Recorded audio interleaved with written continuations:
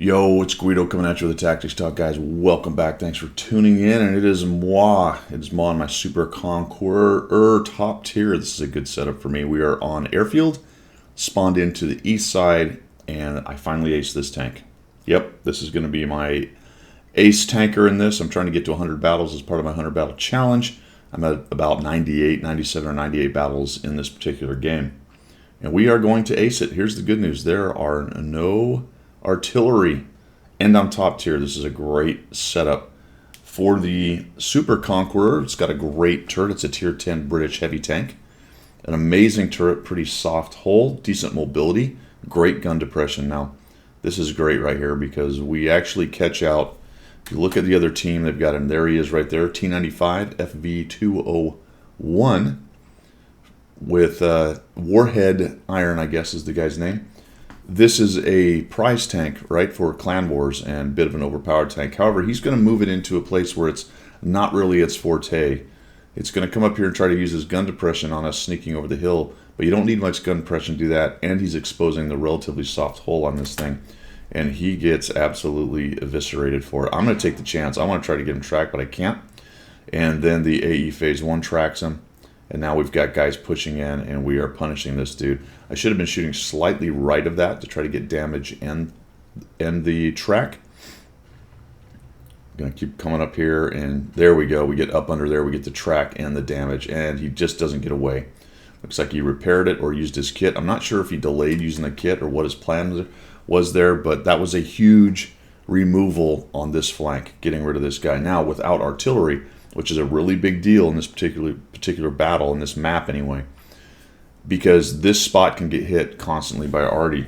If the enemy arty is over here at K1, then this whole area right here, you can see it, the line of sight right through, can be hit by arty, and anytime you push around, you're in trouble.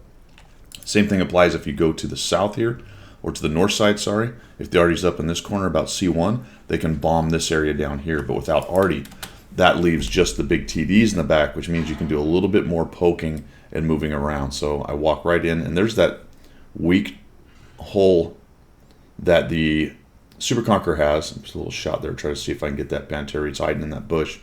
There's that weak hole working against me with the prototype able to put a shot right into me. This thing does reload pretty well. A little bit of a hasty shot trying to get him. I'm going to back out. I don't want to get hit. He's got a good gun depression, and good pen for a tier 8 TD. Plus he's got the turret. So it's pretty easy for him to do his thing. We'll sneak one right into his top. The 50 TP PR gets in my way as I'm trying to get away. And I don't feel bad about that.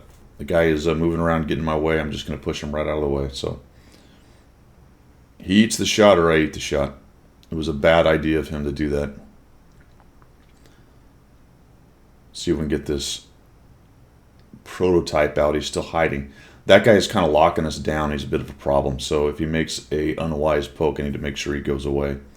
There's that Pantera. I did not hit him on that blind shot because he's doing something like that. But there's the nice accuracy of this gun. Sneak one right into the Pantera.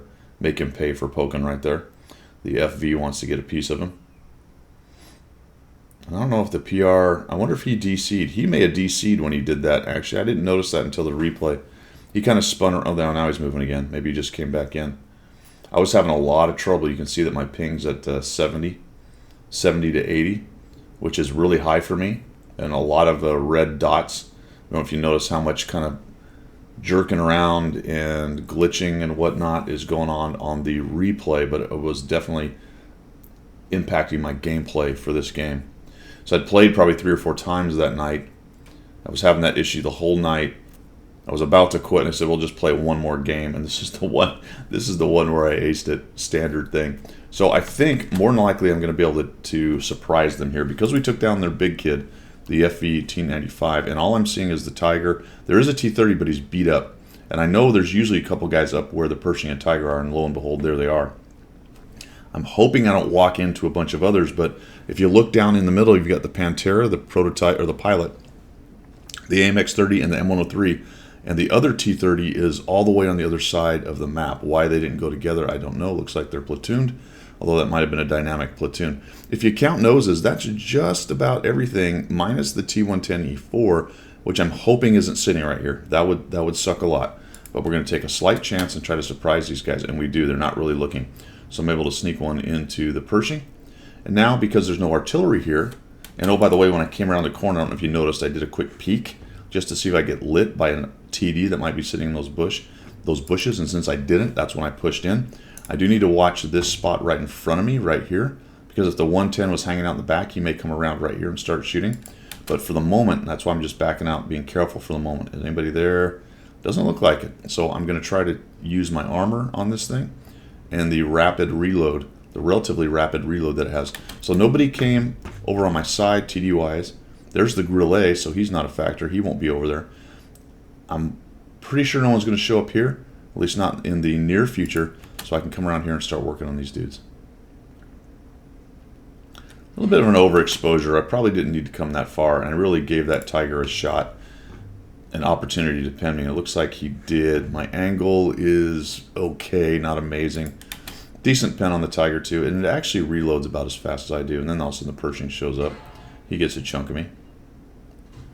Put another shot into him. He gets that. I'll use the kit. We'll back out. See if we can get the Pershing. Nope. And come in here and shoot him. And he reloads. He's as fast as I am on the reload, which surprised me a little bit, to be honest. And then he gets another chunk out of me right there. So I really gave up a bunch of hit points trying to do this. T-30 comes in. I want to try to get a shot on him and get rid of him. There we go. And the calculus there is I was pretty sure he was blocking the Pershing's good shot right there. It is dangerous to keep poking right now because if I get tracked again, it's all over. I don't have a kit, but I was able to get rid of the T-30 as he came downhill and then started backing up and blocked his buddy's shot right there. So now I've got to be a lot more careful. I can only take really 2 shots from these guys. Sneak around using that guy's armor. Gonna sneak one into his turret. Got enough pen to do that, but I leave him 13 hit points, which kind of sucked. So now I've got to still kind of figure out how to deal with that guy, and we're starting to win all over. A little bit surprised nobody's come on my side, come up to my side, one of those TDs, but they haven't. So we're going to try to get in here and see if we can sneak a shot on the Pershing. Maybe come in here. There we go. We're a bit hull down, but the Tiger II's turret stands up to my shot. The Pershing gets killed by the Grille, which makes this fight a little easier. The Foch is watching him and nukes him. So we got 1 kill. We got 4,270, and the Grille finally relocates. If he'd have done that earlier, it would have been a much different story over here. I missed that shot. That's a bummer. He's probably reloading, so we're just going to take a shot on the way in. There we go. Cover up, so I cut left to cover up. Now I'll just use the turret right here. We don't want to give him a good shot on our hole, but it looks like he's reloading anyway, and we'll take him down. So we're at 4,842, 1,393 assist. Scorpion G does something kind of surprising right here, actually. He's being quite aggressive for a camper. We'll nail him, and I'll cut left, and like, don't hit me, and yep, holy cow, not only does he hit me, he takes me down to 12 hit points. Everybody else is down the south, so it's just this Scorpion G up here I'm not worried about. I should get the drop on him, which I do. The other 3 are down south. 5,270 damage. The Udez is back camping. We've got a pilot and a 110 E4 cornered, and it looks like everybody's starting to move down towards them. So they've kind of beat our guys up down in the south in the middle. It doesn't seem to be enough of our guys down there to push them and finish them off. The ISU's a one-shot. The Rev doesn't want to get killed by the 110 E4. This gives me an opportunity to come around behind it. 110 E4 takes out a T44, so that's one of the threats. But the Grille's moving. You can see all the guys kind of swarming in, so they're pretty soon they're going to get swarmed. So I want to come up here and get as many shots as I can in right here. So I come in, I look for a shot, I want to get him, but he's not there. We'll drop one on the T25, and we'll get some sweet fire damage at the end of this just to crank up the damage a bit. Nobody's in position to fire. I can't quite get him, and we'll just finish off the 110 E4 for 6,370 and 5 kills, kind of vulturing some of those last kills at the end. The engagement against the Pershing and the Tiger didn't go as well as I would have liked. I probably should have started side scraping that one earlier instead of continuing to poke and just hoping my armor would hold up. I don't know if it did. I might have bounced one. I know one went into the track potentially and didn't do any damage. That was a little bit dangerous, so I almost threw away way too many hit points. Well, not almost. I definitely threw away way too many hit points right there. It almost cost me getting knocked out of the game, is the almost part.